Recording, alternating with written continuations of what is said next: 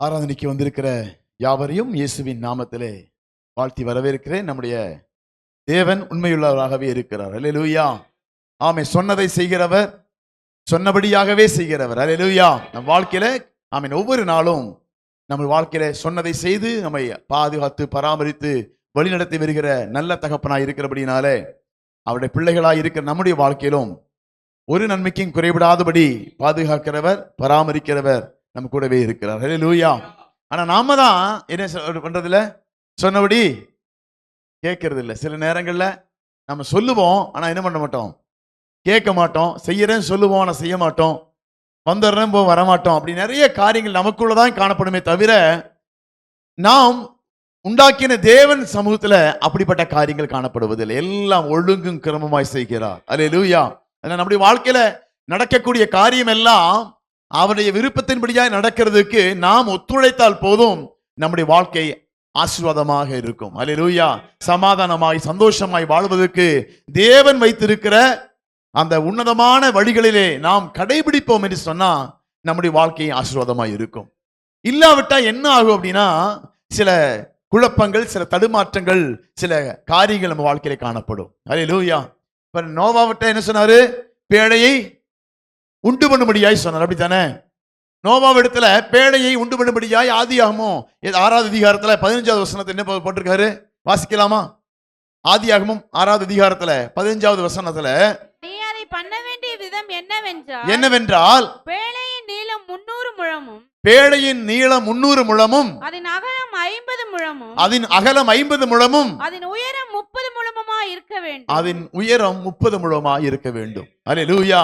அப்பதான் அது மிதக்கும். அல்லேலூயா. ஏன் கர்த்தர் அப்படி பண்ண சொன்னாரு?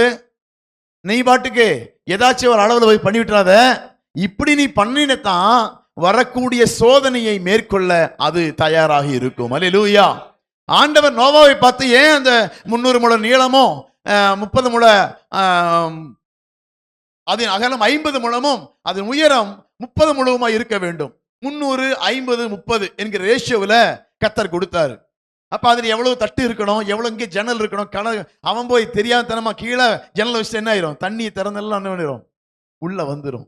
அப்ப உள்ள வராம இருக்கிறதுக்கு மேல் தட்டிலே என்ன பண்ணணுமாமா, ஜன்னலை உண்டு பண்ணுவாயாக அப்படின்னு சொல்லி அவன் நோவாவுக்கு கர்த்தர் எப்படி பேழை உண்டு பண்ணணும், ஏன் இதை உண்டு பண்ண சொன்ன, என்ன வரப்போகுது உனக்கு தெரியுமா?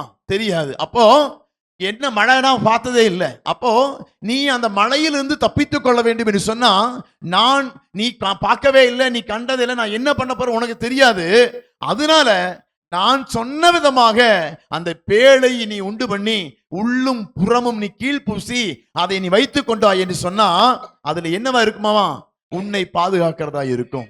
அது உன்னுடைய ஆசீர்வாதத்துக்கு அது காரணமா இருக்கும். என்னுடைய வாக்குக்கு நீ கீழ்ப்படிஞ்சா அது உன் சுக வாழ்வுக்கு அது எதை உறுதுணையா இருக்கும் என்று சொல்லி நோவாவை பார்த்து கர்த்தர் ஒரு வாக்கு பண்ணினார். அல்லேலூயா. அதான் அந்த வசனத்தை வாசிக்கலாம். 6:15 வாசிக்கலாம். நீ அதை பண்ண வேண்டிய விதம் என்னவென்றால் பேழையின் நீளம் 300 முழமும், பேழையின் நீளம் 300 முழமும், அதன் அகலம் 50 முழமும், அதன் அகலம் 50 முழமும், அதன் உயரம் 30 முழமுமாய் இருக்க வேண்டும். அதன் உயரம் 30 முழமுமாய் இருக்க வேண்டும். எப்படி பண்ண வேண்டும், என்ன செய்ய வேண்டும் என்கிறத அங்கே நான் வாசிக்க. அப்போ இது எதை குறிக்கிறது அப்படின்னா, இது தேவனுடைய திட்டத்தை குறிக்கிறது. தேவனுடைய திட்டம். இனி என்ன சம்பவிக்க எதிர்காலத்தில் என்ன சம்பவிக்க போகுதோ அதற்கு ஆயத்தமாகும்படியாக நோவாவுக்கு கர்த்தர் கட்டளை கொடுக்கிறார். நோவா அதற்கு கீழ்ப்படிந்தான். அல்லேலூயா. கீழ்ப்படிஞ்சானா இல்லையா? கீழ்ப்படிஞ்சானல்ல. சரி, 300 முழம் அது ஒரு ரெட்ட நம்பர் ஒத்து வராது, 301 மாத்தலாம் அப்படின்ட்டு என்னாச்சு பண்ணியிருந்தா என்ன இருக்கும், என்ன பண்ணிருக்கோம்? இது மனுஷனுடைய தான். ஐயோ ஒத்த நம்பர் ரெட்ட நம்பர் அப்படி இப்படின்னு. கர்த்தர் என்ன சொன்னாரு, 300னா 300 தான், 50னா 50 தானா, 30னா 30 தான். அதுக்கு மேல குடிச்சிட வண்டி கவிழ்ந்துரும். என்னாச்சு, அலையில அடிக்கும் போது என்னாச்சு, பேலன்ஸ் கிடைக்காம தெற்றி போயிடும், அதாவது மூழ்கி போயிருவோம். அப்போ வரக்கூடிய ஆபத்தை முன்னறிந்து நாம் நடக்க வேண்டிய வழியை கர்த்தர் நோவாவுக்கு கர்த்தர் கட்டளையிட்டார். அதன்படியாகவே அவன் செய்தான். அநேக நாட்கள் தன்னுடைய 120 வருஷம் அதற்கான முயற்சிகளை செய்து பிரசங்கித்துக் கொண்டே தன் வேலைகளை செய்து அதன் மத்தியிலும் தேவன் சொன்ன வாக்கின்படியாகவே உண்டாக்கி அதை உண்டு பண்ணி தேவன் சொன்ன மாதிரியே தேவன் அவனை காப்பாற்றினார். அல்லேலூயா. நமக்கு அதான் கீழ்ப்படியாம போகும்போது வரக்கூடிய பிரச்சனைகளும் போராட்டங்களும் தான் வாழ்க்கை அதிகமாக இருக்கிறது. அல்லேலூயா. நோவாவை போல தேவனுடைய வார்த்தைக்கு கீழ்ப்படிவோம். அல்லேலூயா. தேவனுடைய வார்த்தைக்கு கீழ்ப்படிவோம். அது நமக்கு ஆசீர்வாதமாக இருக்கும். பக்கத்துல கைப்பிடிச்சு சொல்லுங்களேன், தேவனுடைய வார்த்தைக்கு கீழ்ப்படிவோம். அது நமக்கு ஆசீர்வாதமாய் இருக்கும். அது நமக்கு சந்தோஷமாய் இருக்கும். அது நமக்கு வெற்றி கொடுக்கிறதா இருக்கும். அல்லேலூயா. அவன் சொல்றான், இவன் சொல்றான், அவங்க சொல்றாங்க, இவங்க சொல்றாங்க அப்படின்னு எல்லாம் நீங்க உங்க திட்டத்தை மாற்றி விடாதீர்கள். தேவன் நோவாவுக்கு கட்டளை கொடுத்தார். சொன்னபடியாகவே நோவா செய்தான். அவன் அந்த ஜலப்பிரயத்திலிருந்து தப்பித்துக் கொண்டான். அல்லேலூயா. அதே போல யாத்திரையாகமம் 25வது அதிகாரத்துல 10வது வசனத்தை வாசிக்கலாமா? யாத்திரையாகமம் 25:10 சித்தி மரத்தினால் ஒரு பெட்டியை பண்ண கடவர்கள். சித்தி மரத்தினால் ஒரு பெட்டியை பண்ண கடவர்கள். அதன் நீளம் 2.5 முழம். அதன் நீளம் 2.5 முழமும். அதன் அகலம் 1.5 முழம். அதன் அகலம் 1.5 முழமும். அதன் உயரம் 1.5 முழமாய் இருப்பதாக. அதன் உயரம் எவ்வளவு இருக்கும்? 1.5 முழமாய். இது ரொம்ப சின்னதா இருக்குது. இல்ல நோவாவுக்கு 300 சொன்னாரு, எனக்கு ஏன் கம்மியா சொன்னாரு அப்படின்னு இவன் நினைக்காம இவர்கள் சொன்ன பிரகாரமாகவே அந்த அகலம் நீளம் என்னெல்லாம் எப்படி இருக்க வேண்டும் என்று சொல்லி அங்கே வாசிக்கிறோம். சித்தி மரத்தினால் ஒரு பெட்டியை பண்ண கண்டவர்கள். அதன் நீளம் 2.5 முழமும், அதன் அகலம் 1.5 முழமும், அதன் உயரம் 1.5 முழமுமாய் இருப்பதாக. ஏன்னா இவன் பாட்டுக்கு 300 முழம் 200 முழம் சீட்டு வச்சுக்க தூக்கிட்டு போக முடியாது. இது ஏன் உண்டா சொன்னாரு? இது நீ சுமந்து கொண்டு போக வேண்டியது. இது 4 பேர் சுமக்கிறதுக்கான வெயிட் எவ்வளவு இருக்கும், அவன் எவ்வளவு தூரம் பிரயாணம் பண்ணணும் அப்படிங்கிறத தெரிஞ்சதுனால கர்த்தர் இதுக்கு ஒரு அளவு கொடுத்தாரு. இது ரொம்ப சின்னதா இருக்குது, கொஞ்சம் பெருசா பண்ணிக்கிறோம்னா தட்டு மாதிரி இருப்பாங்க, அப்படித்தானே? இது அந்த கானான் வரை கொண்டு போயிருக்க முடியாது.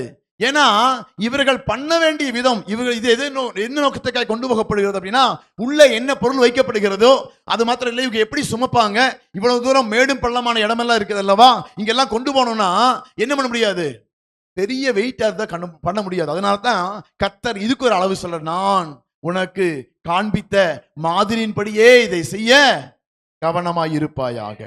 அந்த வசனத்தை வாசிக்கலாம். சித்தி மரத்துல 10 மரத்தினால் ஒரு பெட்டியை பண்ண கடவர்கள்.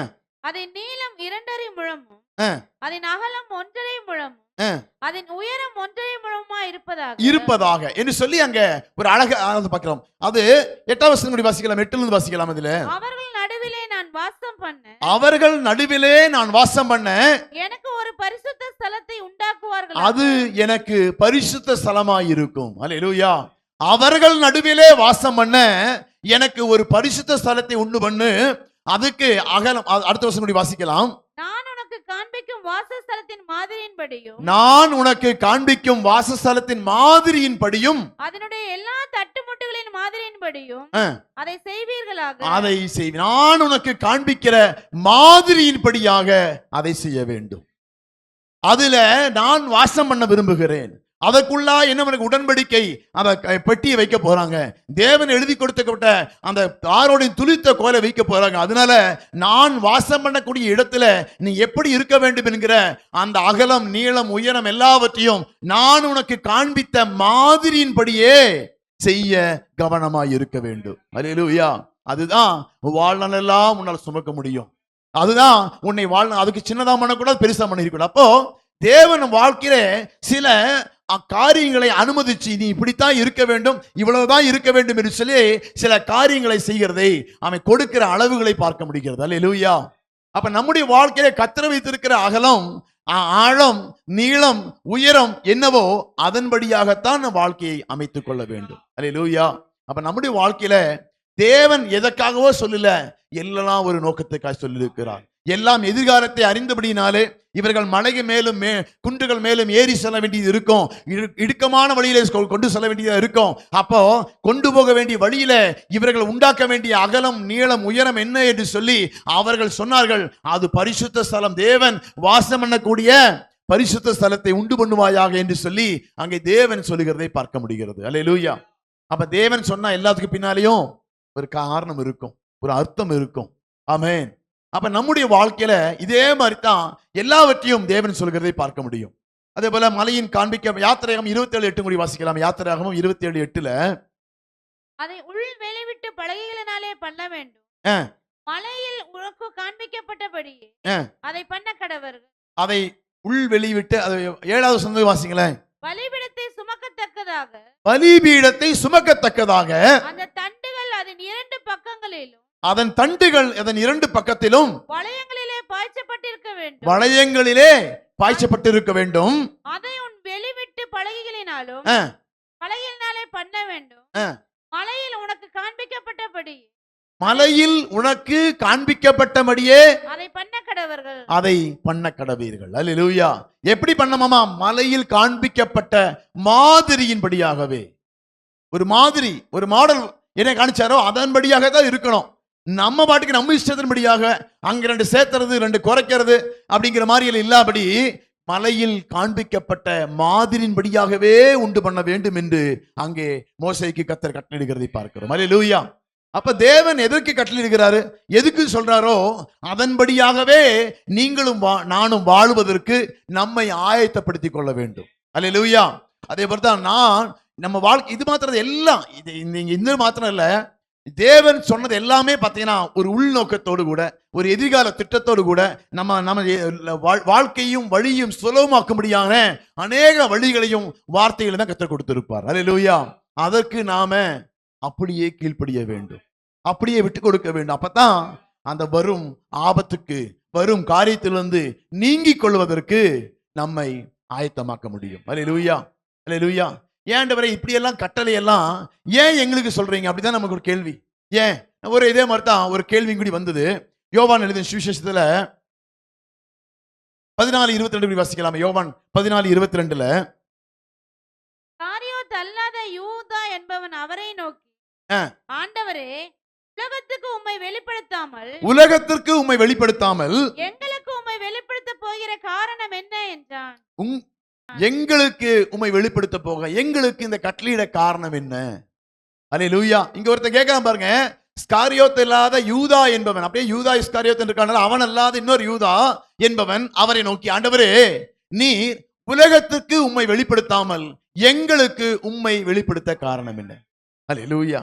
இங்க பார்க்கிறோம், இந்த கேள்வி நல்ல கேள்விதானே. ஏன் ஆண்டவர் இவ்வளவு பேர் இருக்கும்போது, இவ்வளவு ஜனங்கள் இருக்கும்போது இந்த நோவாவுக்கு மாத்திரம் கட்டளை கொடுத்து நீ இப்படி இரு, இந்த மோசேக்கு மாத்திரம் கட்டளை நீ இப்படி பண்ணு அப்படின்னு சொல்றீங்களா? அதே போல எங்களுக்கும் இந்த மாதிரி சில திட்டங்களையும் சில தீர்மானங்களையும் கொடுத்திருக்கிறீங்களே, உலகத்திற்கு உம்மை வெளிப்படுத்தாம நீர் ஏன் எங்களுக்கு உம்மை வெளிப்படுத்துகிறீர்? நல்ல கேள்விதானே. ஏன் நம்ம ஆராதனைக்கு வர்றோம்? ஏன் நம்ம எல்லாம் இங்க வந்து கஷ்டப்பட்டு 8 மணிக்கு 8:30 சொல்றாங்க, நம்ம தூங்கி எந்திரிக்காமையும் சாப்பிட்டும் சாப்பிடாமையும் வந்து இங்க வந்து திட்டு வாங்கி உட்காரு எந்திரி நட திரு நல்லா சொல்லி என்ன பண்றது, ஆராதனை எல்லாம் பண்ணி ஏன் இவ்வளவு கஷ்டப்படுத்துறோம்? அப்படித்தானே நிறைய பேர் யோசிக்கிறீங்கல்ல. லேட்டா வந்தா பரவாயில்ல, அதுக்கு திட்டுறாங்க, அப்படித்தானே. ஏன் நம்ம ஆண்டவரே இவ்வளவு ஏன் ஆண்டவரை கஷ்டப்படுத்துறீங்க, இவ்வளவு ஏன் ஆண்டவரே அதை இதுன்னு சொல்லிட்டு இருக்கிறீங்க ஏன் அப்படின்னு அங்க யூதா அவருக்கும் இப்படி உங்களை போல ஒருத்தன் தான் நினைக்கிறேன், அப்படித்தானே. உங்களை போல யாரோ ஒருத்தர் அங்க கேட்டிருப்பான் போல. யூதா அவன் என்ன சொல்றானா, ஆண்டவரே நீ உலகத்துக்கும் வெளிப்படுத்தாம அவங்களுக்கு எல்லாம் சொல்லாம எங்களை பிடிச்சிட்டு ஆண்டவரே இப்படி எல்லாம் பண்றீங்களே அப்படின்னு சொல்லி அங்க சொல்லுகிறதை பார்க்கிறோம். 23 வாசிக்கலாம். இயேசு அவனுக்கு பிரதியுத்தரமாக, ஒருவன் என்னில் அன்பாயிருந்தால் அவன் என் வசனத்தை கைக்கொள்ளுவான். அல்லேலூயா. இதெல்லாம் என் மேல நீங்க அன்பு வச்சிருந்தா நான் சொல்றதெல்லாம் உங்களுக்கு கஷ்டமாவே தெரியாது.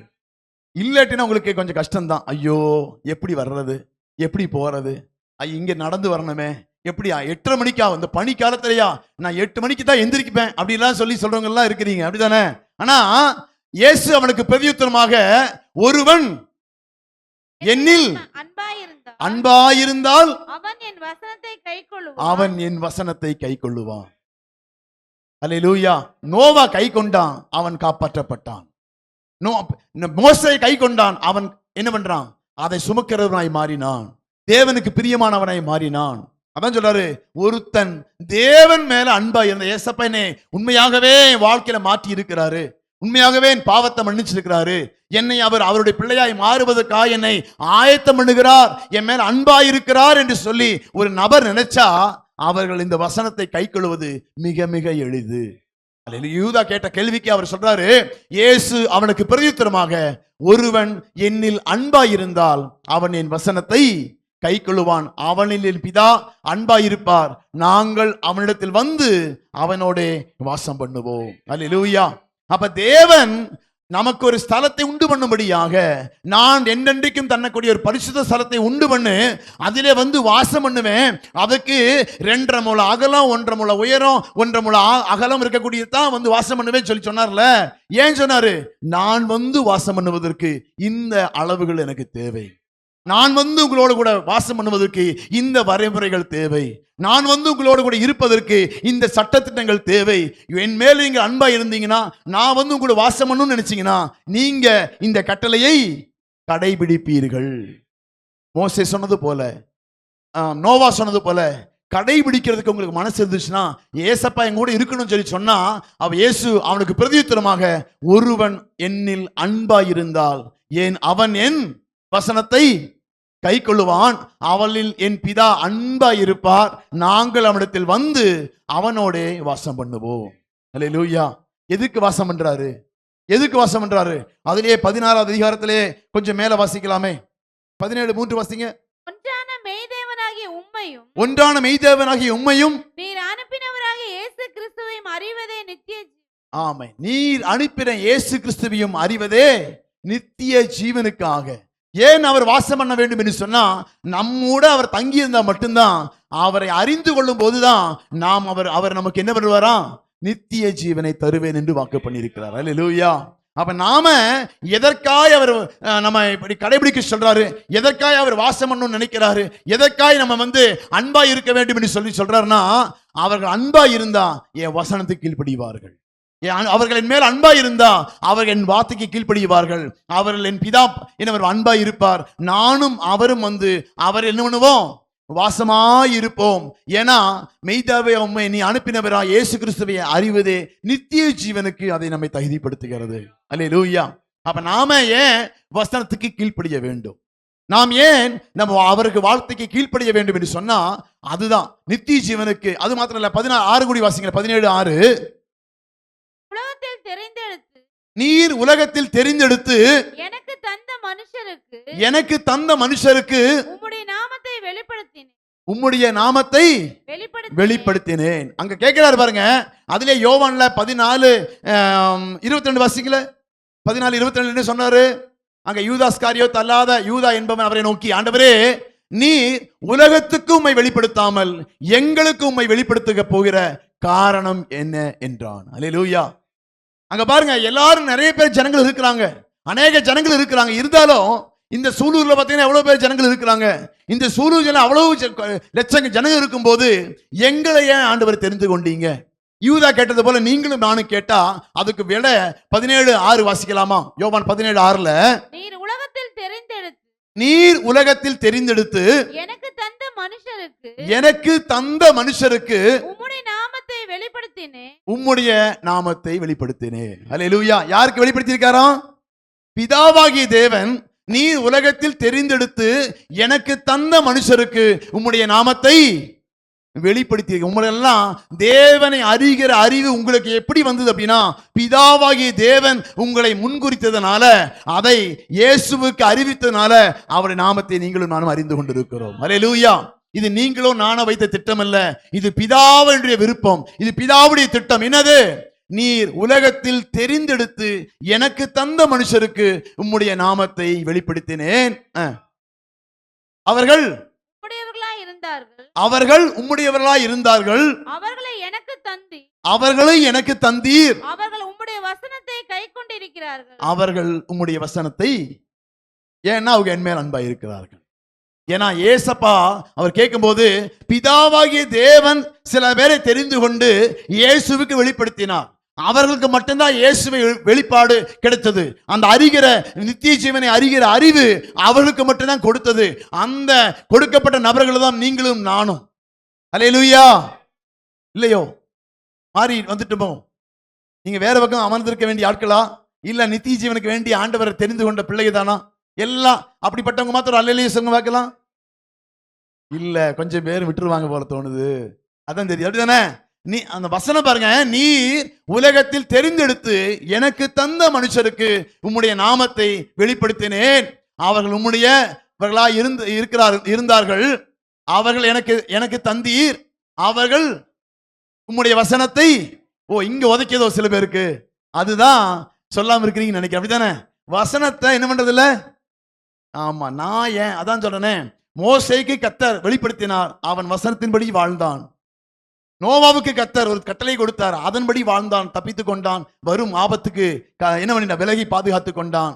இவர்கள் நீங்கள் தந்தவர்கள் வசனத்தின்படியாய் வாழ்ந்தாள் வரும் ஆபத்துக்கு, வரும் சூழ்நிலைக்கு தப்பித்துக் கொள்ளலாம். அல்லேலூயா. அதுதான் நிறைய பேர் இருக்க காரணமே. இதெல்லாம் பரலோகம் எல்லாம் ஓகே, ஆனா வசனத்துக்கு கீழ்படுகிறது தான் கொஞ்சம் இடிக்கிற மாதிரி இருக்கு, அப்படித்தானே? வேற வழியே இல்லை.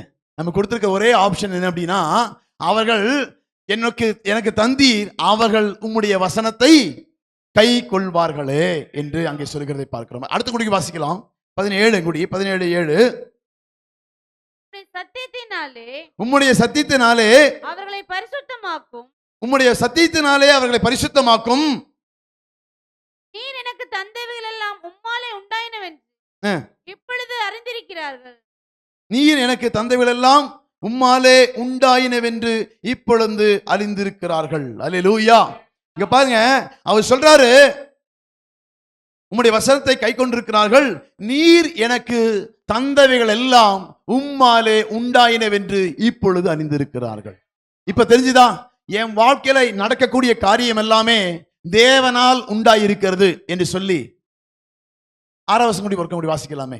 6வது வசனம். நல்ல உலகத்தில் தெரிந்தெடுத்து நீர் உலகத்தில் தெரிந்தெடுத்து எனக்கு தந்த மனுஷருக்கு உம்முடைய நாமத்தை வெளிப்படுத்தினேன். எனக்கு தந்த மனுஷருக்கு உம்முடைய நாமத்தை வெளிப்படுத்தினேன். அவர்கள் உம்முடையவர்களாய் இருந்தார்கள். அவர்கள் உம்முடையவர்களாய் இருந்தார்கள். அவர்களை எனக்கு தந்தீர். அவர்களை எனக்கு தந்தீர். அவர்கள் உம்முடைய வசனத்தை கைக்கொண்டிருக்கிறார்கள். அவர்கள் உம்முடைய வசனத்தை கைக்கொண்டிருக்கிறார்கள். நீர் எனக்கு தந்தவைகள் எல்லாம் நீர் எனக்கு தந்தவைகள் எல்லாம் உம்மாலே உண்டாயினவென்று இப்பொழுது அறிந்திருக்கிறார்கள்.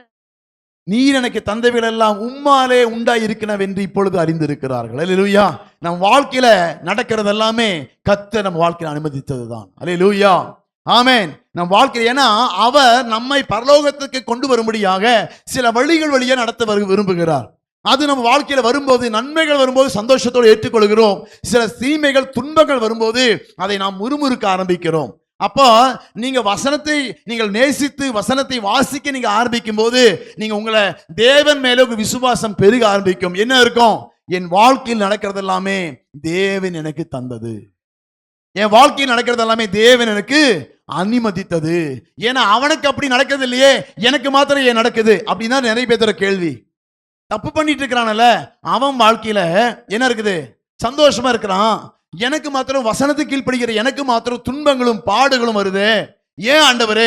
அப்படி நீங்க வசனத்தை வாசிங்க, நீங்க ஜெபிக்க ஆரம்பிங்க, நீங்க வேதத்தை கற்றுக்கொண்டு அதில் நடக்க ஆரம்பிச்சீங்கன்னா உங்களுக்கு இது சந்தேகம் வராது. ஏன்னா நீர் எனக்கு தந்தைகள் எல்லாம் உம்மாலே உண்டாயினவென்று இப்பொழுது அறிந்திருக்கிறேன். அல்லேலூயா. அப்ப நம்ம வாழ்க்கையில, என் வாழ்க்கையில என்னெல்லாம் கொடுத்திருக்கிறாரோ அதெல்லாமே தேவன் தந்தது. என்னெல்லாம் உங்க வாழ்க்கையை கொடுத்திருக்காரு? நல்ல வீடு கொடுத்திருக்காரா? நல்ல வாகனம் கொடுத்திருக்காரா? நல்ல மனைவி கொடுத்திருக்காங்களா? நல்ல கணவனை கொடுத்திருக்காங்களா? நல்ல பிள்ளைகளை கொடுத்திருக்காங்களா? நல்ல வேலை கொடுத்திருக்காரா? என்ன கொடுத்திருக்கிறாரோ அது தேவனால் நமக்கு வந்தது. அல்லேலூயா. ஆமா, எல்லாமே எனக்கு தந்தைகள் எல்லாம் உம்மாலே உண்டாயினவென்று இப்பொழுது அறிந்திருக்கிறார்கள். சில வாழ்க்கையில இடுக்கமான வழியா இருக்கலாம், சில வாழ்க்கையில நெருக்கமான பாதைகளா இருக்கலாம். அதான் சொல்றேன், கேட்டுக்கு போகிற வாசல் விசாலமா இருக்கிறபடினாலே அதை தெரிந்து கொண்டு உலகத்தின் ஜனங்கள் போய் கொண்டிருக்கிறாங்க. ஆனா பிதாவாகி தேவன் உங்களுக்கும் எனக்கும் அவர் வெளிப்படுத்ததுனால சில வரைமுறைகளையும் சட்டத்திட்டங்களையும் கொடுத்திருக்கிறாரு. அதன்படி வாழ்வதற்கு, ஏன்னா வசனத்தின்படி வாழ அர்ப்பணிப்பதற்கு சில கஷ்டங்கள் இருக்குது, நஷ்டங்கள் இருக்குது, சில போராட்டங்கள் இருக்குது.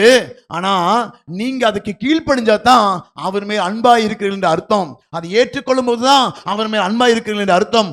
அவர்களின் வசனத்தின்படியாய் நடக்கிறார்கள் என்று அர்த்தம். அல்லேலூயா.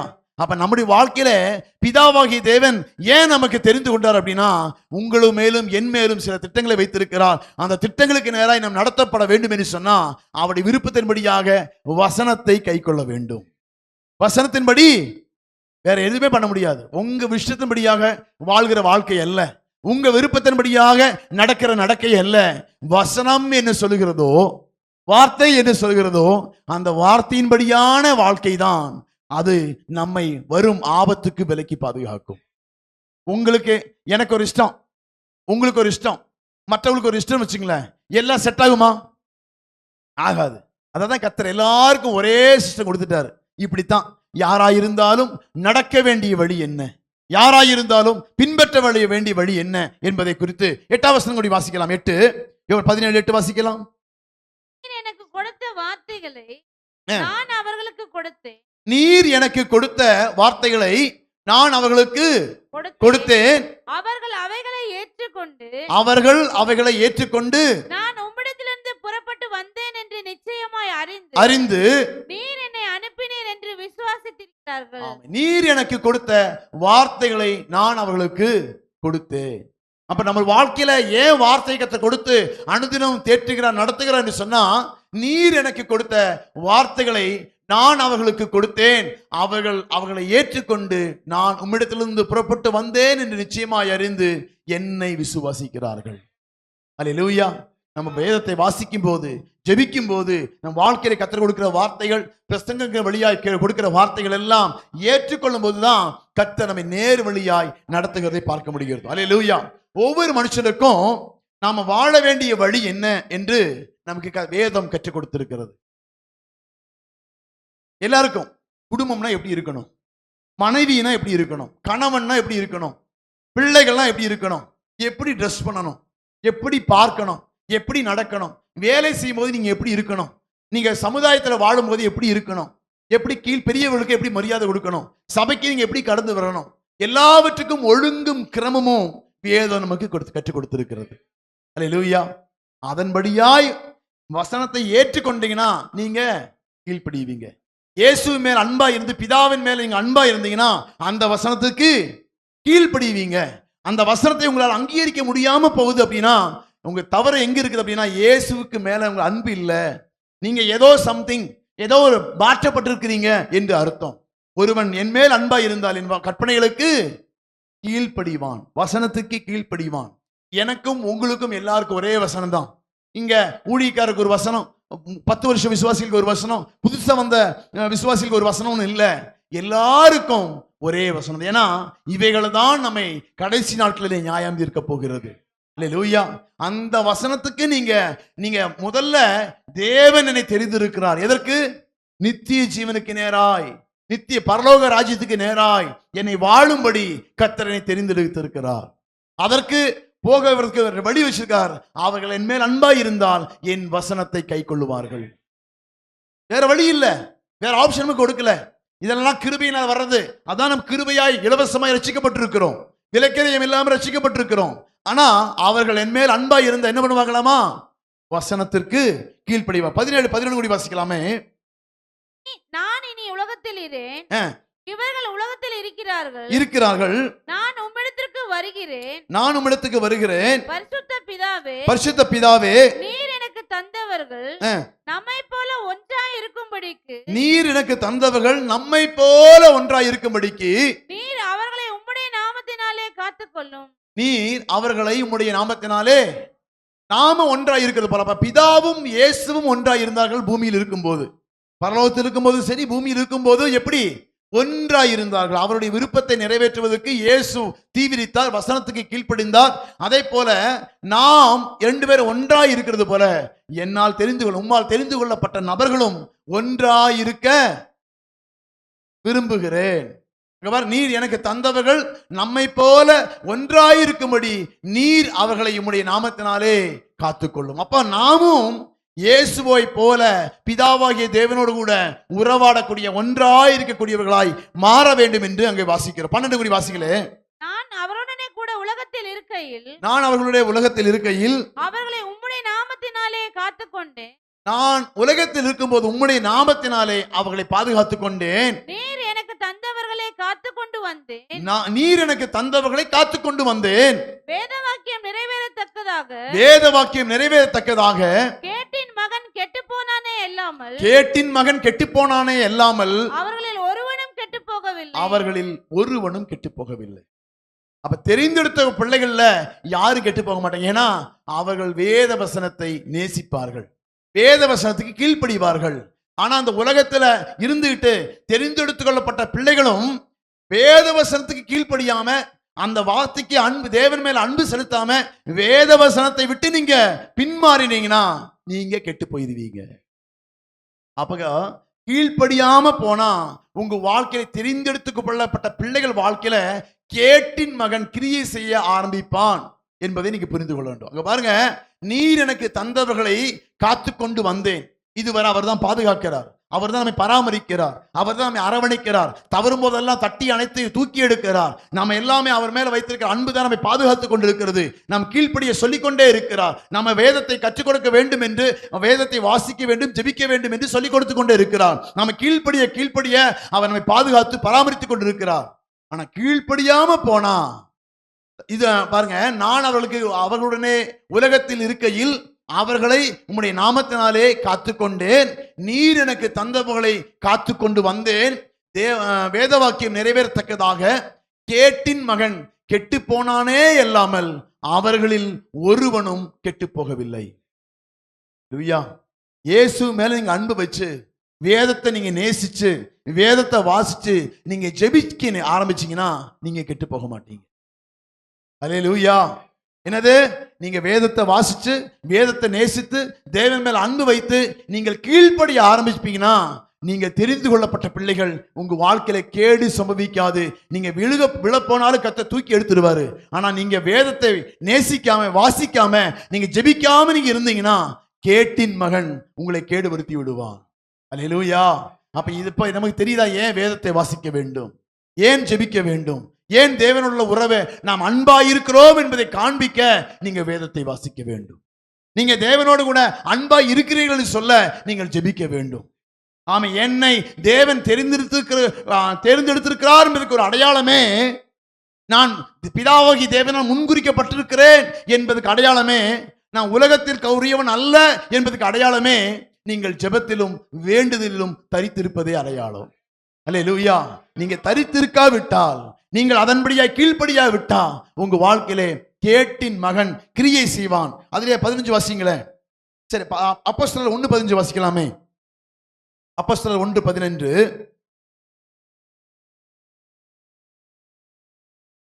அப்போஸ்தலர் 1:15 வாசிக்கலாம். நாட்களிலே சீஷர்களில் ஏறக்குறைய 120 பேர் கூடியிருந்த போது அவர்கள் நடுவிலே பேதுரு எழுந்து நின்று, சகோதரரே, இயேசுவை பிடித்தவர்களுக்கு வழிகாட்டின யூதாசை குறித்து பரிசுத்த ஆவி தாவீதின் வாக்கினால் முன் சொன்ன வேத வாக்கியம் நிறைவேற வேண்டியதா இருந்தது. அவன் எங்களில் ஒருவனாக எண்ணப்பட்டு இந்த ஊழியத்திலே பங்கு பெற்றவனாய் இருந்தான். கேட்டின் மகனாய் மாறின யூதாஸ் எப்படிப்பட்டவனாய் இருந்தான்? அவன் எங்களில் ஒருவனாக எண்ணப்பட்டு, இயேசுவால் தெரிந்து கொள்ளப்பட்டு எங்களில் ஒருவனாய் இருந்தான். நீங்க நல்லா புரிஞ்சுக்கணும். நம்ம நினைக்கிறோம் எப்படி யூதாஸ் விழுந்து போனான்? அவன் வேத வசனத்துக்கு கீழ்ப்படியாம, தேவன் மேல அன்பு இல்லாம உலகத்தின் மேல அன்பு வைத்ததுனால அவன் தெரிந்து கொள்ளப்பட்டவன் தான். அவன் அவர்களோடு ஊழியம் பண்ணி கொண்டு வந்தான். அவன் தன்னோடு கூட இருந்த இயேசுவோடு கூட நடந்து வந்தான். ஆனா கேட்டின் மகனாய் மாறிவிட்டான். அப்ப தெரிந்தெடுத்து கொள்ளப்பட்ட, உண்மையாகவே இயேசப்பா அவனை தெரிந்தெடுத்தது உண்மைதானே? லூக்கா 6வது அதிகாரம் 12வது வசனம் வாசிக்கல. லூக்கா 6:12 என்ன போட்டிருக்குது? 6:12 அந்நாட்களிலே அவர் ஜெபம் பண்ணும்படி ஒரு மலையின் மேல் ஏறி ராமுழுவதும் தேவனை நோக்கி ஜெபம் பண்ணி கொண்டிருக்கிறார். அப்ப பிதாவுடைய கூட நெருக்கத்தோடு கூட இயேசுவானவர் அங்கே ராமுழுவதும் ஜெபம் பண்ணி அங்கே தேவனோடு கூட உறவாடி கொண்டிருக்கிறார். அடுத்த வசனம், பொழுது விடிந்த போது அவர் தம்முடைய சீஷர்களை வரவழைத்து அவர்களில் 12 பேரை தெரிந்து கொண்டு அவர்களுக்கு அப்போஸ்தலர் என்று பெயரிட்டு. அப்ப நல்லா ஜெபம் பண்ணி நல்லா தேவனுடைய பிதாவுடைய விருப்பத்தை நேர நோக்கி கேட்டு யார் ஆண்டவரை சொல்லி அவர் அநேக ஜனங்கள் இருந்த போதும் அங்க பாருங்க, பொழுது விடிந்த போது அவர் தம்முடைய சீஷர்களை வரவழைத்து, 12 பேர் மாத்திரம் இல்ல, அங்க நிறைய சீஷர்கள் அவர்கள் கூட இருந்தார்கள். அந்த நாளிலே ஜெபம் பண்ணி மலையிலிருந்து கீழே வந்த போது அங்கே திரளக்கூட்ட ஜனங்கள் சீஷர்கள் இருந்தார்கள். அவர் தம்முடைய சீஷர்களை வரவழைத்து அவர்களில் 12 பேரை தெரிந்து கொண்டார். அப்ப எல்லாரையும் கர்த்தர் தெரிந்து கொண்டுல சூஸ் பண்றார். நிறைய கூட்டம் இருக்குது, இதிலிருந்து நிறைய பேர் பிரித்தெடுக்கிறார். அந்த பிரித்தெடுத்தது தான் 12 பேர் தான் யாரு? அதில் யூதாஸ் ஒருவன். தன் ஊழியத்தில் தன்னோடு கூட வைத்துக் கொள்ளும்படியாய் அவன் முன்குறிக்கப்பட்டவன் அவன். ஆனா அந்த அப்படி ஜெபத்திலே பிதாவாகிய தேவனால் தெரிந்து கொள்ளப்பட்டவன் தன் வசனத்துக்கு கீழ்ப்படியாதனால, உலகத்தின் மேல் இருக்கிற ஆசையினால அவன் கேட்டின் மகனாய் மாறிவிட்டான். அல்லேலூயா. தெரிந்தெடுக்கப்பட்ட நீங்கள் எல்லாம் தேவனுக்கு பிரியமுள்ள பிள்ளைகளாய் வாழ்வதற்கு வேத வசனம் மிக மிக முக்கியமானது. தேவன் மேல் அன்பு வைப்பது மிக முக்கியமான ஒன்று. அல்லேலூயா. அதனால அப்போஸ்தலர் 1 அதிலே வாசிக்கலாம். 1:15 16 வாசிக்கலாம். 16 சகோதரரே 17 வாசிக்கலாம். 17 அவன் எங்களில் ஒருவனாக அவன் எங்களில் ஒருவனாக. அங்க திரளான ஜனங்கள் கூடியிருந்த போது இயேசு அவர்களை கீழே சீஷர்களை தம்மிடத்தில் வரவழைத்து 12 பேரை தெரிந்து கொண்டார். அவன் எங்களில் ஒருவனாக எண்ணப்பட்டு இந்த ஊழியத்திலே பங்கு பெற்றவனாய் இருந்தான். அடுத்த வசனம் வாசிக்கலாமா? அநீதத்தின் கூலியினால் அவன் ஒரு நிலத்தை சம்பாதித்து தலைகீழாக விழுந்தான். அவன் வயிறு வெடித்து உடல்கள் எல்லாம் சரிந்து போயிற்று. அவன் என்ன பண்ணிட்டான்? 4 கொண்டு செத்தான் என்று மத்தேயு அங்கே சொல்லுகிறார். இவர் எங்க சொல்றாங்க? அப்போஸ்தலர் என்ன சொல்றாங்க? அவன் தலைகீழாய் விழுந்து வயிறு வெடித்து செத்தான். இது ரெண்டுமே உண்மைதான். ஏன்னா அவன் சாகும்படியாய் இயேசுவை காட்டி கொடுத்தான். அவங்க என்ன நினைச்சாங்க? அடிச்சு கிடிச்சு வெளியே விட்டுருவாங்க அப்படின்னு நினைச்சிட்டான் யூதாஸ். ஆனா இவன் ஆக்கணிக்கு மரணத்துக்கு ஏதுவாய் அவன் ஆக்கணிக்கு தீர்க்கப்பட்டதுனால அவன் மனது முடிஞ்சு அவன் போய் என்ன பண்ணுவான் அப்படின்னா, அந்த 30 வெள்ளிக்காசை தேவாலயத்தில் விட்டு எரிஞ்சிட்டு போய் இவன் மரத்து மேல ஏறி அவன் தன்னை 4 கொண்டு ஆகும்படியாய் அவன் அந்த பாறைகள் நிறைந்த ஒரு இடத்துல போய் நின்று அவன் தூக்கு போட்டுக்குவான். அந்த கிளை உடஞ்சு அவன் வெயிட் தாங்காம துள்ளிருப்பான்னு நினைக்கிறேன். அவன் என்ன வெயிட் தாங்காம என்னாச்சு? தலைகீழாய் விழுந்து அவன் வயிறு வெடித்து மரித்து போனான். அவன் அநீதித்தின் கூலியை விரும்பி தேவனுடைய வசனத்துக்கு கீழ்ப்படியாம உலகத்தின் காரியத்தின் மேல அவன் நாட்டம் வைத்து தேவனுக்கு பிரியமாய் வாழ முடியாம அவன் சத்துருவுக்கு இடம் கொடுத்ததுனால அவன் கேட்டின் மகனாய் மாறிவிட்டான். தெரிந்தெடுக்கப்பட்ட பிதாவாகி தேவன் இயேசுவானவருக்கு வெளிப்படுத்தித்தான் கர்த்தர் அவனை தெரிந்து கொண்டார். ஆனா கேட்டின் மகனாய் மாறுவதற்கு அநீதித்தின் கூலியின் மேல, தேவையில்லாத விருப்பத்தின் மேல, தேவனுக்கு பிரியமில்லாத காரியத்தின் மேல நாட்டமாய் இருந்ததுனாலே அவன் அந்த பாத்திரத்துக்கு பங்குள்ளவனாய் மாறாதபடிக்கு தேவனுடைய நாமத்திற்கு விரோதமாய் மாறிவிட்டான். அல்லேலூயா. தேவன் உங்களையும் என்னை கர்த்தர் தெரிந்து கொள்வதற்கு எதுக்குன்னா அவர் மேல் அன்பாய் இருக்கும்படியா. அதான் பேதுரு மறுதளிச்சான். அப்படித்தானே? தேவனை விட்டு தேவன் பேதுரு, அதான் பேதுரு பார்த்து என்ன சொன்னாரு? பேதுருவே, என் மேலே அன்பாய் இருக்கிறாயா? என் ஆடுகளை மேய்ப்பாயா? அன்பாய் இருக்கிறாயா? என் வசனத்துக்கு கீழ்ப்படிவாயாக? அன்பாய் இருக்கிறாயா? என் சத்தத்துக்கு நீ செவி கொடுப்பாயாக? அல்லேலூயா. நாம எதற்காய் தெரிந்து கொண்டிருக்கிறோம்? இந்த உலகத்தில் அநேக ஜனங்கள் இருக்கிறாங்க. ஆனா உங்களையும் என்னையும் கர்த்தர் வேறு பிரித்து அழைப்பதற்கு நோக்கம் என்ன அப்படின்னா, என் வசனத்துக்கு நீங்க கீழ்ப்படியணும். உங்களையெல்லாம் நித்திய ஜீவனை கொடுப்பேன் என்று கர்த்தர் வாக்கு பண்ணி இருக்கிறார். அந்த வாக்குக்கு ஆயத்தமாகும்படியாக என் வசனத்தை வாசியுங்கள், என் வசனத்தை நேசியுங்கள், என் வசனத்தின்படியாக வாழ்க்கையை மாற்றுங்கள். அப்பொழுது உங்களுக்கு ஆயத்தம் பண்ணி வைத்திருக்கிற அந்த வாசஸ்தலத்துக்கு உங்களையும் என்னையும் அழைத்து கொண்டு போகும்படியாகத்தான் கர்த்தர் வரப்போகிறார். அல்லேலூயா. அப்ப நாம வேத வசனத்தை வாசிக்க ஆரம்பிக்க வேண்டும். லூக்கா 6:12 சரி வேண்டாம், அதெல்லாம் அப்போஸ்தலர் 2:5 வாசிங்களே. வானத்தின் கீழ் இருக்கிற சகல தேசத்தாலும் தேவ பக்தி உள்ள யூதர்கள் அப்பொழுது எருசலேமிலே வாசம் பண்ணினார்கள். வானத்தின் கீழ் இருக்கிற சகல தேசத்தாலும் இருந்து வந்த தேவ பக்தி உள்ள யூதர்கள் அப்பொழுது எருசலேமே கூடியிருந்தார்கள். இயேசு சொன்னாரு, மரித்து அங்க பரலோகத்துக்கு எடுத்துப்பட்ட நீங்க எருசலேமில் காத்திருங்கள் என்று சொல்லி சொன்னார். அப்படித்தானே? அப்போஸ்தலர் நடவடிக்கைகளை வாசிக்கிறோம். அப்போ இவர்கள் காத்திருக்கிறார்கள். எங்க? எருசலேமில். ஜெபத்திலும் அதிலே 1வது அதிகாரத்துல அப்போஸ்தலர் 1 அந்த கீழே வாசிங்களேன். நீங்கள் எருசலேமை விட்டு போகாமல் ஆ என்னிடத்தில் கேள்விப்பட்ட பிதாவின் வாக்குத்தத்தம் நிறைவேற காத்திருங்கள் என்று கட்டளை. பிதாவின் வாக்குத்தத்தம் நிறைவேற காத்திருங்கள் என்றார். அப்பொழுது கூடி வந்திருந்தவர்கள். ஓகே, 14 கூடி வாசிங்க. 14.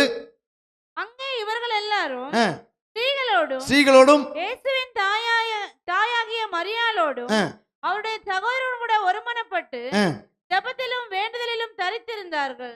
ஜெபத்திலும் வேண்டுதலிலும் தரித்திருக்கிறார்கள். அல்லேலூயா.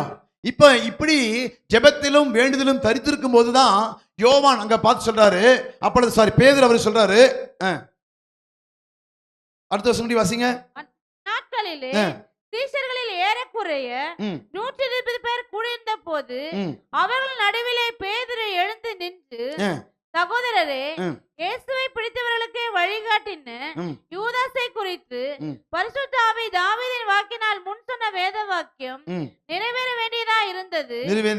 அவன் எங்களில் ஒருவனாக எண்ணப்பட்டு இந்த ஊழியத்திலே பங்கு பெற்றவனாயிருந்தான். அநீதத்தின் கூலியினால் அவன் ஒரு நிலத்தை சம்பாதித்து தலைகீழாக விழுந்தான். அவன் வயிறு வெடித்து குடல்கள் எல்லாம் சரிந்து போயிட்டு அதனால ஒருத்தன் போயிட்டான். அதனால இந்த 12 பேர்ல ஒருத்தன் போனதுனால இன்னொருத்தனை தெரிந்து கொள்ளுவோம் என்று சொல்லி 22 வாசிக்கலாமே. 21 வாசி. 21 இருந்து ஆதலால் யோவான் ஞானஸ்நானம் கொடுத்த நாள் முதல் கொண்டு கர்த்தராகிய இயேசுவானவர் நம்மிடத்திலிருந்து உயிரை எடுத்துக்கொள்ளப்பட்ட நாள் வரைக்கும் அவன் நம்மிடத்தில் சஞ்சரித்திருந்த காலங்களில் எல்லாம் எங்களுடனே கூட இருந்த மனுஷரில் ஒருவன் அவர் உயிரோடு எழுந்ததை குறித்து எங்களுடனே கூட சாட்சியாக ஏற்படுத்த வேண்டும் என்றான். அதாவது இயேசுவானவர் யோவான் ஸ்நானகனாலே ஞானஸ்தானம் பெற்றது முதல் பரத்துக்கு ஏறின வர நாம் 12 பேர் தான் அவர் சீஷர்களா இருக்கிறோம். அவர்கள் தான் அப்போஸ்தலரா இருக்கிறோம். மீதி திரள்கூட்ட ஜனம் இருந்தாங்க. அப்படித்தானே?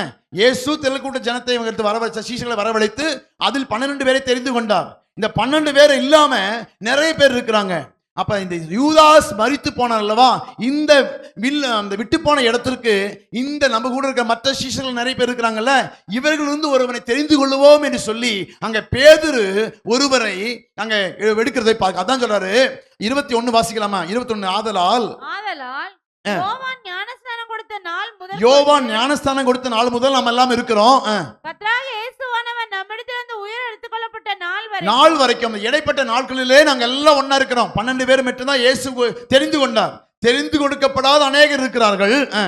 அவன் நம்மிடத்தில் சஞ்சரித்த காலங்களில் எல்லாம் எங்களுடனே கூட இருந்த மனுஷர்களில் எங்களுடைய அநேக மனுஷர் இருந்தார்கள். அதில் 12 பேரை மட்டும்தான் கர்த்தர் தெரிந்தெடுத்தார். இந்த 12 பேர்ல ஒருத்தன் போனதுனால இன்னும் நிறைய பேர் இருக்கிறாங்க. இதிலிருந்து ஒருவனை தெரிந்தெடுத்து நாம் 12 பேரை ஆக்கிக் கொள்ளலாம் என்று அங்கே பேதுரு ஒரு யோசனை சொல்கிறதை பார்க்கிறோம் என்றான். அடுத்த வசனம்.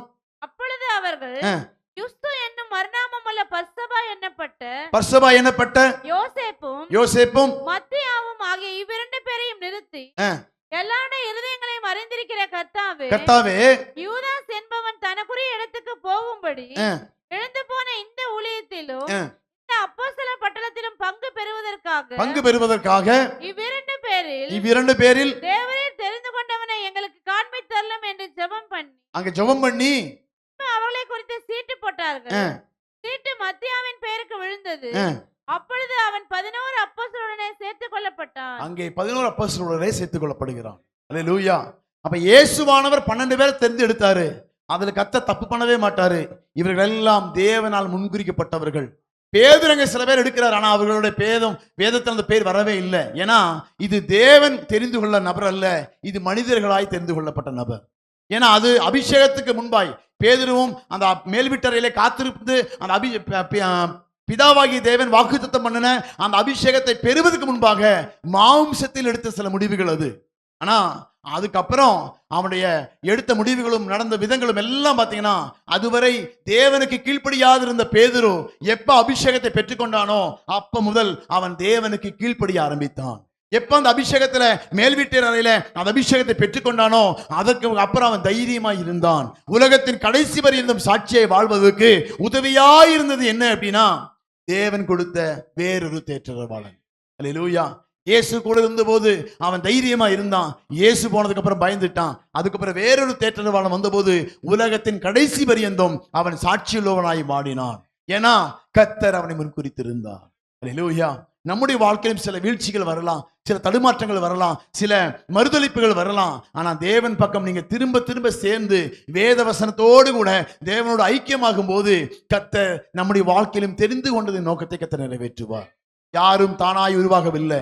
யூதாஸ் என்பவன் தேவனால் தெரிந்து கொள்ளப்பட்டவன் தான். ஆனா அவன் உலகத்தின் மீது அன்பு வைத்து அநீதித்தின் கூலியினாலே தேவனுடைய தெரிந்தெடுத்துல அவன் கைவிடப்பட்டு அவன் மாறிவிட்டான்.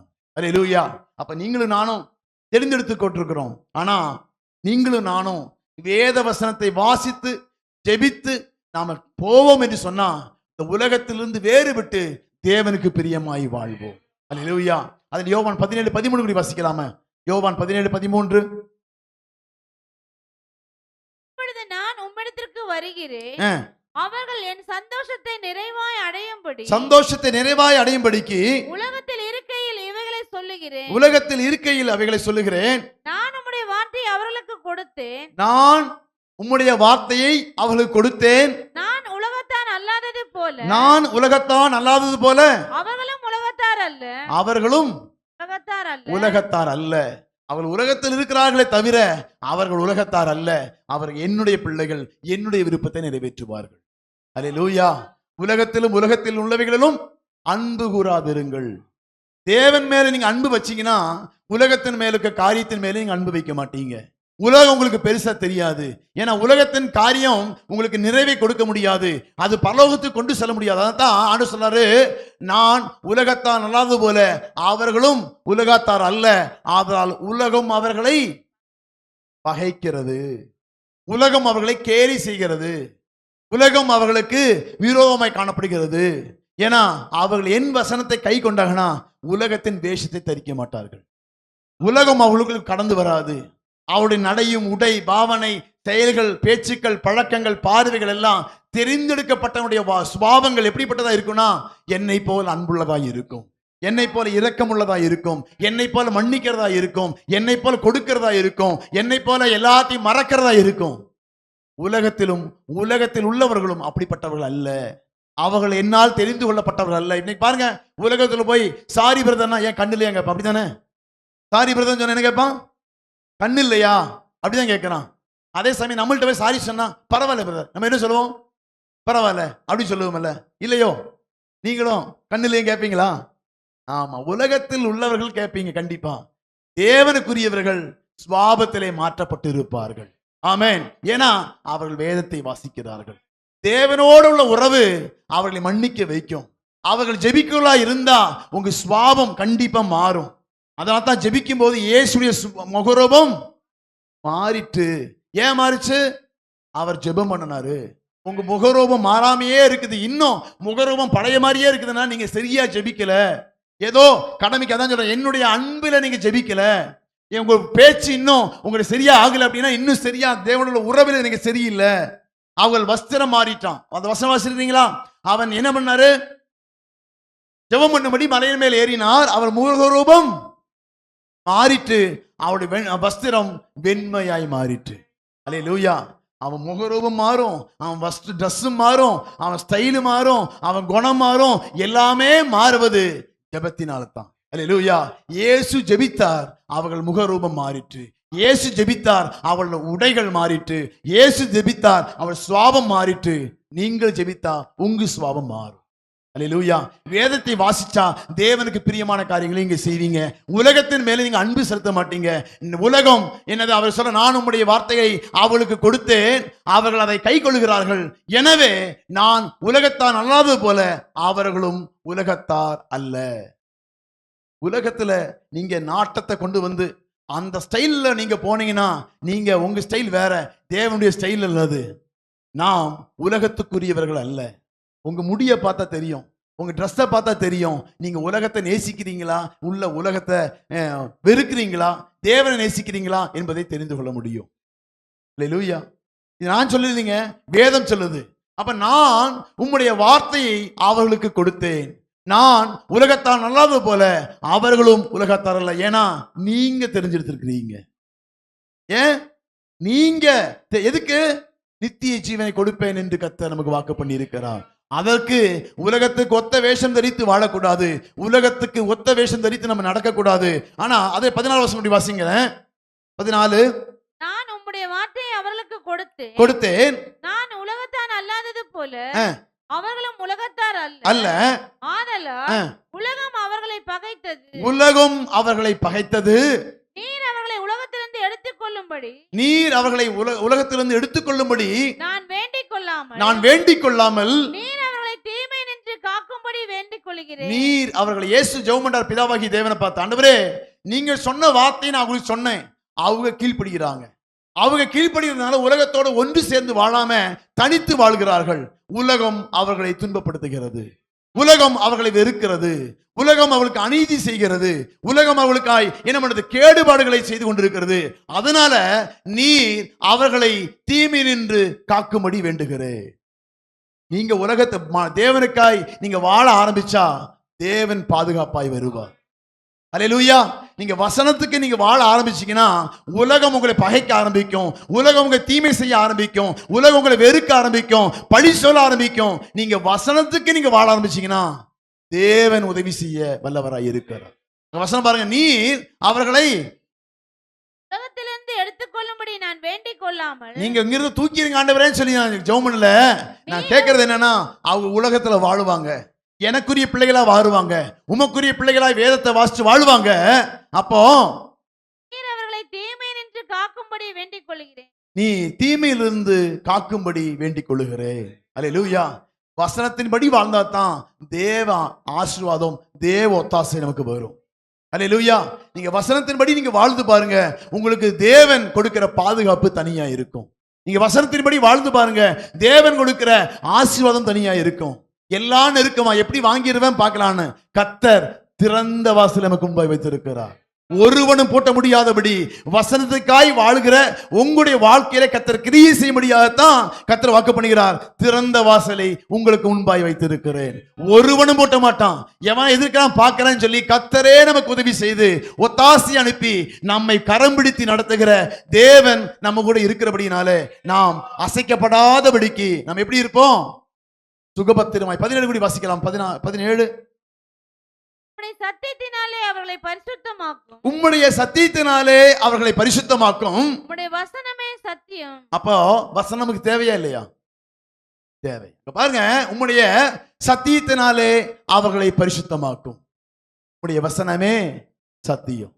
வசனம் மிக மிக முக்கியமானது. அதனால தான் எழுதி நம்ம கையில கர்த்தர் கொடுத்து இதை வாசிங்க, இதுல நடங்க, இதுல நீங்க நில்லுங்க. கர்த்தர் உங்க மேல அன்பா இருப்பாரு. நாங்கள் உங்களுடைய வாசம் பண்ணி உங்களை எல்லா ஆபத்துக்கும் விலக்கி, வரக்கூடிய எல்லா சூழ்நிலையும் உங்களை விலக்கி பாதுகாத்து, உலகம் கொடுக்கிற சமாதானத்தை உங்களுக்கு கொடுக்க மாட்டேன், அதுக்கு மேலான சமாதானத்தை உங்களுக்கு கொடுப்பேன்னு சொல்லி கர்த்தர் வாக்கு பண்ண காரணம் ஏன்னா, ஏன் நாம் தேவனுக்கு பிரியமுள்ளவர்கள். அல்லேலூயா. உம்முடைய சத்தியத்தினாலே அவர்களை பரிசுத்தமாக்கும். அப்ப பரிசுத்தமாக்குறது எது? வசனம். நீங்க வாசிக்க தான் உங்க சுவாபம் மாறும், உங்க சிந்தை மாறும். நீங்க பரிசுத்தம் அடைவது எதனால அப்படின்னா, வேதத்தை வாசிக்கத்தான் நம்முடைய எண்ணங்கள் எல்லாம் மாறும். நீங்க பரிசுத்தத்தின் மேல் பரிசுத்தம் அடைவதற்கு ஒரு வழி என்ன அப்படின்னா, வேதத்தை எத்தனை பேர் வாசிக்க ஆரம்பிச்சுக்க? கேட்க மறந்துட்டேன். இந்த வருஷத்துல ஒரு புதிய தீர்மானம் எடுத்து இந்த வருஷத்துல வாசிச்சிருவேன். ஆண்கள்ல எப்பா வாசிக்கலையா? நல்ல கை தூங்க, நல்ல கை தூங்க. வாசிக்காத யாராச்சும் இருந்தா எனக்கு ஞாபகப்படுத்துங்க, நல்லா பார்த்து வச்சுங்க. வாசிக்கலையா? நம்ம வாலிபர்கள் என்னாச்சு? உங்களுக்கு எல்லாம் இருக்குது, உங்களுக்கு எல்லாம் இருக்குது. வாசிக்கலையா? வாசிக்கிறீங்களா? இன்னையிலிருந்து நம்ம 2 பேருக்கும், அதாவது யூத் தனியா பண்ணிட்டு இருக்கிறோம், அது இல்லாம ஸ்கொயர் டீம்ல இருக்கிறோம், எல்லாரும் குரூப் உண்டாக போறோம். கண்டிப்பா எல்லாரும் வாசிக்க. உங்களை அதை விட்டா என்ன வேலை? தேவன் மேல அன்பு செலுத்துறதை விட உங்களுக்கு என்ன வேலைன்னு கேட்கிறேன் நான். அதை சொல்றதுக்கு தானே எங்களை வச்சிருக்காரு. நீங்க எப்படி வேணா போவீங்க கண்டிப்பா. ஆனா உங்களை திசை திருப்ப வேண்டியது, உங்களை தேவன் மேல இருக்கிற மேன்மைகளை சொல்லி அவரை பிள்ளையா மாற்றுவதற்காகத்தான் கர்த்தர் எங்களை வச்சிருக்காரு. அல்லேலூயா. நீங்க உங்க இஷ்டத்துக்கு போவீங்க, அவன் பரவாயில்ல சொல்லி போறதுக்கு அல்ல. நீ வரும் நாட்கள் எத்தனை பேர் இந்த வருஷம் வாசிக்கிறேன்னு பார்க்கலாம். கண்டிப்பா ஒரு வருஷத்துல அந்த வேதத்தை வாசிச்சு முடிச்சிருக்கணும். நீங்க என்ன சொன்னாலும் சரி, நீங்க எத்தனை வருஷம் நீங்க அதுக்கு முட்டுக்கட்டை போட்டாலும் சரி, இந்த வருஷத்துல கண்டிப்பா எல்லாரும் வாசிக்க, புதுசா அன்னையிலிருந்து வாசிக்கலாம் அப்படி தீர்மானம் எடுக்கிறவங்க எல்லாம் சேர்ந்து எல்லாம் சேர்ந்து ஒரு கை தூக்கு பார்க்கலாம். யாரெல்லாம் நீங்க வாசிக்கிறேன், வாசிட்டு இருக்கிறேன், வாசிக்க போறேன், கை தூக்குங்க எல்லாரும். யாரெல்லாம் வாசிக்கல, உங்களுக்கு அதை விட கையை கீழே போட்டிருக்கீங்கல்ல, உங்களுக்கு எல்லாம் கேட்கிறேன், அதை விட என்ன வேலை? நித்திய ஜீவனுக்காய் தெரிந்து கொள்ளப்பட்ட பிள்ளைகள் அல்லவா, அனுதினமும் வேதத்தை வாசிக்கணும். எல்லாம் ஒன்னா சேர்த்து 10 நாளைக்கு உள்ளதை ஒன்னா போட்டு கொட்டுறதல்ல, சரியா? அனுதினம் உள்ளத அனுதினமும் தேவனோடு கூட சஞ்சரிக்க, அவர் நம்முடைய வாழ்க்கையில் வரக்கூடிய காரியத்துக்காகத்தான் நித்திய, அதாவது உம்முடைய சத்தியத்தினாலே அவர்களை பரிசுத்தமாக்கும் உம்முடைய வசனமே ஒவ்வொரு நாளும் நீங்க வாசிக்கத்தான் நாம் பரிசுத்தமாகி கொண்டிருக்கிறோம். ஒருவனும் பூரண புருஷன் அல்ல, வேத வசனத்தை வாசிக்க நாம் பரிசுத்தமாக்கி கொண்டிருக்கிறோம். அல்லேலூயா. அப்ப அது அடுத்த வருஷம் கூடி வாசிக்கலாம். 17-18 கூடி, நீர் என்னை உலகத்தில் அனுப்பினது போல நானும் அவர்களை உலகத்தில் அனுப்புகிறேன், அவர்கள் சத்தியத்தினாலே பரிசுத்தமாக. சரி வேண்டாம், அது ரொம்ப அடுத்த வருஷம், அது நீங்க இதுக்கே சரியாத போது அடுத்த கிழமை இதுக்கு போறோம். சங்கீதம் 119:9 கூடி வாசிங்களேன். 119:9. வாலிபன் தன் வழியை எதினால் சுத்தம் பண்ணுவான், வசனத்தின்படி தன்னை காத்துக்கொள்வதனால் தானே.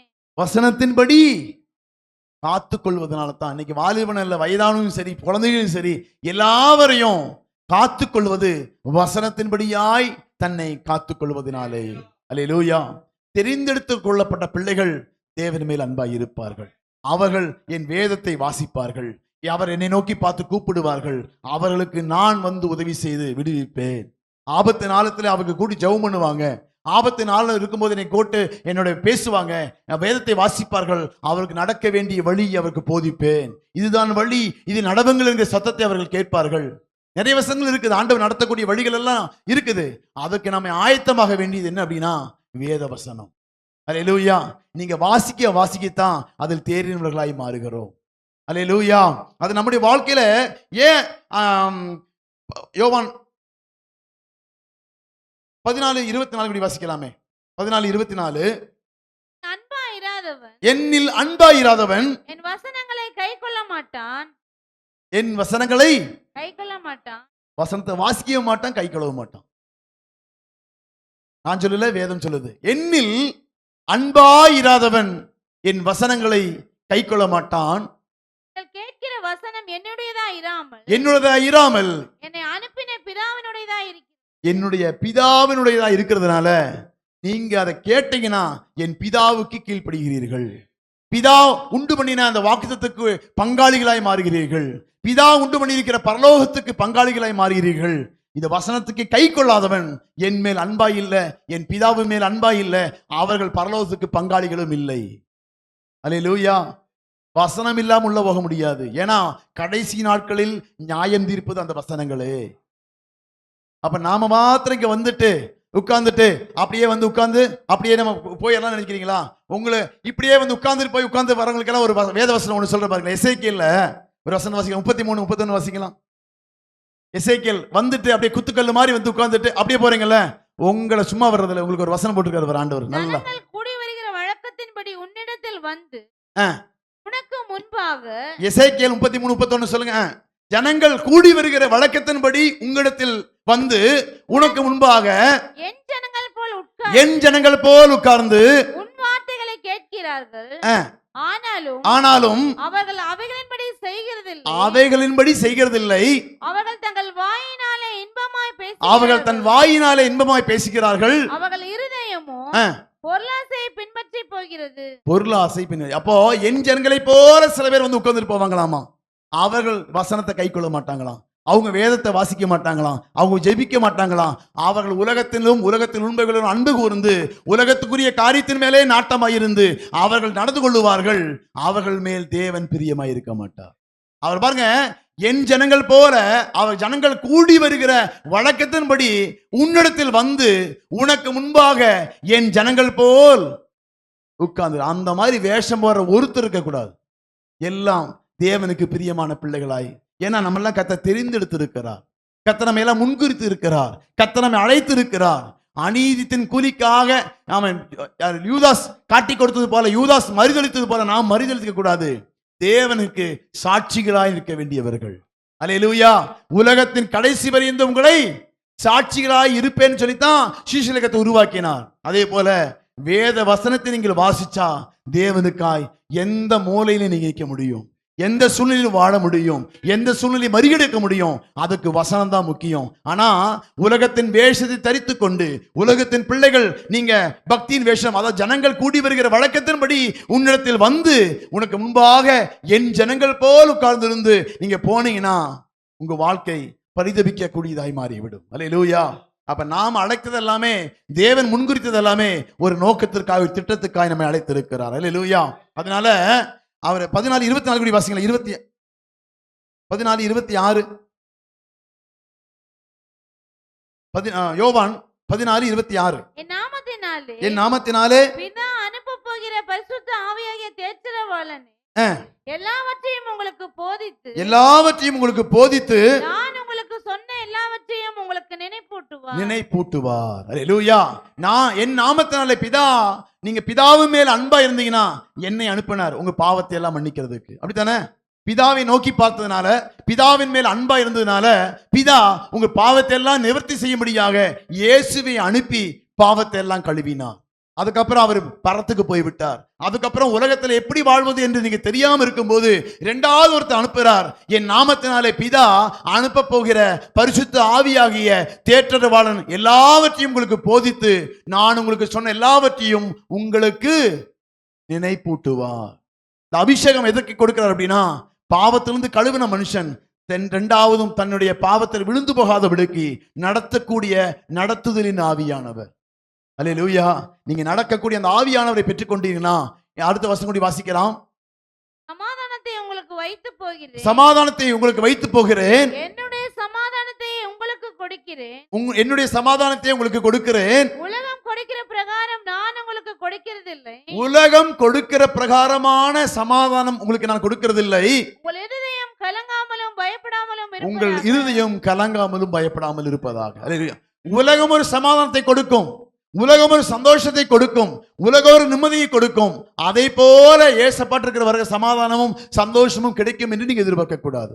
அல்லேலூயா. அங்க பாருங்க, என்னுடைய சமாதானத்தை உங்களுக்கு கொடுக்கிறேன், என்னுடைய சமாதானம் உங்களுக்கு தர்றேன். அது எப்படிப்பட்டதா இருக்கும் என்கிற அர்த்த விளக்கத்தை கத்த சொல்ற. உலகம் கொடுக்கிற பிரகாரம் நான் கொடுக்கிறது இல்லை. நம்ம வீடு வாங்கும் போது, கார் வாங்கும் போது, இதெல்லாம் வரும்போது நம்ம ரொம்ப சந்தோஷப்படுவோம். அப்படி தானே? அதோ சமாதானத்தை கொடுக்கும். ஆனா வசனத்துல நீங்க நடக்கும்போது வரக்கூடிய சந்தோஷம் இருக்கு பாத்தீங்களா? வசனத்துக்காய் வாழும்போது, வசனத்துக்காய் ஒரு அடிபட்டோம், வசனத்துக்காய் துன்பப்பட்டுட்டோம், வசனத்துக்காய் என்ன பண்ணிட்டோம், வாழும்போது சத்தியத்துல பாவத்துல விழாம நின்றுட்டு வச்சுங்களேன், ஒரு சந்தோஷம் வரும் பாருங்களேன். உலகம் தரக்கூட பிரகாரமாய் தரமா உலகத்தை நீங்க எதிர்த்து வாழும்போது நான் உங்களுக்கு ஒரு சமாதானத்தை தருப்பேன். அது உலகம் கொடுக்கிற பிரகாரமாய் இருக்காதபடி என் வசனத்தின்படியாகவே இருக்கும். அல்லேலூயா. அப்போ சமாதானத்தை உங்களுக்கு வைத்து போகிறேன், என்னுடைய சமாதானத்தை உங்களுக்கு கொடுக்கிறேன். உலகம் கொடுக்கிற பிரகாரம் நான் உங்களுக்கு கொடுக்கிறது இல்லை. அதனால தான் நிறைய பேர் உலகத்தில் போனா அப்படி இருக்கலாம், உலகத்தில் போனா இப்படி இருக்கலாம் அப்படின்னு சொல்லி கம்பேர் பண்ணியே வாழ்றான். ஏன்னா உலகம் கொடுக்கிற சமாதானத்தை தான் அவன் பார்த்துருக்கிறான், அதனால தான் உலகத்தில் போயிட்டு இருக்கிறான். ஆனா தேவனிடத்துல வந்தா அந்த உலகம் கொடுக்கிற பிரகாரமான சமாதானம் உங்களுக்கு இருக்காது. ஆனா நிம்மதியான ஒரு வாழ்க்கை இருக்கும், கர்த்தரோடு கூட நடக்கிற வாழ்க்கை இருக்கும். அந்த வாழ்க்கைக்கு ஆயத்தமாக்குவது ஜெபமும், ஆயத்தமாக்குவது தேவனோடு வைத்திருக்க அன்பு, அதற்கு அடையாளமாய் காண்பிப்பதுதான் வேத வசனத்தை வாசிப்பது, அதன்படி நடப்பது. அல்லேலூயா. அப்ப ஒருவன் என் மேல் அன்பா இருந்தால் என் வசனத்துக்கு கீழ்ப்படிவான். ஆமாம், தேவன் உலகத்துக்கு வெறுத்து, உலகத்துக்கு வேஷம், ஒத்த வேஷம் தெரியாமல் உலகத்துக்கு எதிராக இருக்கக்கூடிய காரணம் என்ன அப்படின்னா வேதத்தின்படியான வாழ்க்கை வாழுவதுதான். அல்லேலூயா. இந்த நாளிலே நாம் உலகத்துக்குரியவர்களா இல்ல தேவனுக்குரியவர்களா என்பதை மாத்திரம் நாம் ஆராய்ந்து பார்க்க வேண்டும். ஏன்னா அவன் சொல்றாரு, உலகத்துக்கு உம்மை வெளிப்படுத்தாம எங்களுக்கு ஏன் ஆண்டவரை வெளிப்படுத்தினீர்? யூதாஸ் கேட்கிறான், காரியத்தல்லாத யூதாஸ் கேட்கிறான், உலகத்துக்கு உம்மை வெளிப்படுத்தாம எங்களுக்கு ஏன் ஆண்டவரை வெளிப்படுத்தினீங்க? ஏன்னா அவன் என்னுடைய 14:23 அவரை நோக்கி, ஆண்டவரே ஆண்டவரே, நீர் உலகத்துக்கு உம்மை உலகத்துக்கு உம்மை வெளிப்படுத்தாமல் எங்களுக்கு உம்மை வெளிப்படுத்த போகிற காரணம் என்ன? எங்களுக்கு உம்மை வெளிப்படுத்துறதுக்கு காரணம் என்ன? இயேசு அவனுக்கு பிரதியுத்தரமாக ஒருவன் என்னில் அன்பாயிருந்தால் அவன் என் வசனத்தை கைக்கொள்ளுவான். அல்லேலூயா. அப்ப அவன் மேல எதுக்கு நம்ம கத்த தெரிந்திருக்கிறோம்னா, வசனத்தை கைக்கொள்ளும்படியாக தெரிந்திருக்கிறார். வசனத்தின்படியாக வாழ்வதற்கு தெரிந்திருக்கிறார். வசனத்தை வாசித்து நேசிக்க கத்த நம்மை தெரிந்திருக்கிறார். அல்லேலூயா. அதனால கத்தர் வாழ்க்கையை அனுமதித்திருக்கிற எல்லா உங்களையும் என்னைய கத்தர் வேறுபடுத்திற்கு காரணம் என்ன அப்படின்னா, உலகம் கொடுக்கிற சமாதானத்தை கொடுக்கிறது, அதற்கு மேலான சந்தோஷத்தையும் சமாதானத்தை கொடுக்கும்படியாய் கத்தர் வேறுபடுத்தி இருக்கிறார். அந்த வாழ்க்கைக்கு ஆயத்தமாக வேண்டும் என்று சொன்னா அனுதினமும் ஜெபித்தலும் வேத வாசிப்பிலும் உறுதியாய் தரித்திருக்க வேண்டும். அல்லேலூயா. இந்த நாளில் கண்களை மூடி நாம் ஜெபிக்க போறோம். ஏன்னா கர்த்தருடைய அழைப்பு என்பது சாதாரணமானது அல்ல. கர்த்தருடைய திட்டம் என்பது சாதாரணமானது அல்ல. அவர் நம்மில் ஒருவனாய் இருந்தும் கர்த்தர் யூதாசையும் கர்த்தர் தெரிந்து கொண்ட போதும் அவன் அநீதித்தின் கூலியினாலே அவன் எழுந்து தான் பெற்றுக்கொண்ட அபிஷேகத்தை இழந்து போனான்.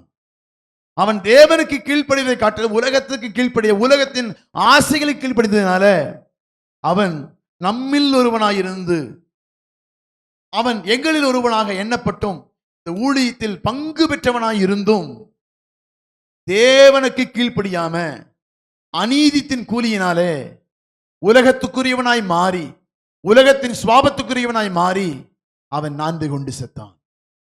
அழைக்கப்பட்ட நீங்களும் நானும் தேவனுக்குரியவர்கள். ஒருவனும் கெட்டுப்போவது தேவனுக்கு சித்தமானது அல்ல. கர்த்தர் உங்களுக்காய் எனக்கு ஜீவனை கொடுத்து பாவத்தை கழுவி பரிசுத்தப்படுத்தி நடக்க வேண்டிய வழியை காண்பிக்க பரிசுத்த ஆவியானவரை நமக்கு கொடுத்திருக்கிறார். ஏன்னா பிதா நமக்கு வாக்குத்தத்தம் பண்ணி இருக்கிறார். உங்களை கடைசி நாட்களில் மாம்சமான யாவர் மேலும் என் ஆவியை ஊற்றுவே, அவர்கள் பரிசுத்தமாய் வாழ்வார்கள், அவர் தீர்க்கதரிசனம் சொல்லுவார்கள், அவர் என் பிள்ளைகளாய் வாழ்வார்கள், உலகத்திலே நேசிக்க மாட்டார்கள், அவர் என்னை நேசிக்கிறபடினாலே என் வசனத்துக்கு கீழ்ப்படிந்து வார்த்தைக்கு கீழ்ப்படிந்து என் பிள்ளைகளாய் வாழ்வார்கள். அவர்கள் பாடுகள் உபத்திரவங்கள் துன்பங்கள் பிரச்சனைகள் போராட்டங்கள் வரும்போது நான் அவர்களுக்கு உதவி செய்து, உலகம் அவர்களுக்கு பகைக்கும் போது நான் அவர்களுக்கு பாதுகாப்பாய் இருந்து, உலகம் அவர்களை வெறுக்கும் போது நான் அவர்களை அரவணைத்து அவர் தேவனாய் இருப்பேன் என்று வாக்கு பண்ணி இருக்கிறார்.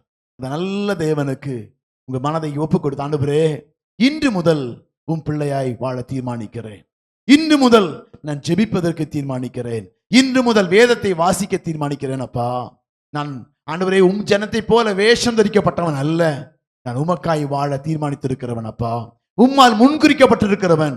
என்னுடைய வாழ்க்கையிலே நீர் இடைபடுவீராக, என்னுடைய வாழ்க்கையிலே வருகிற தடுமாற்றங்களை கத்த நீக்குவீராக.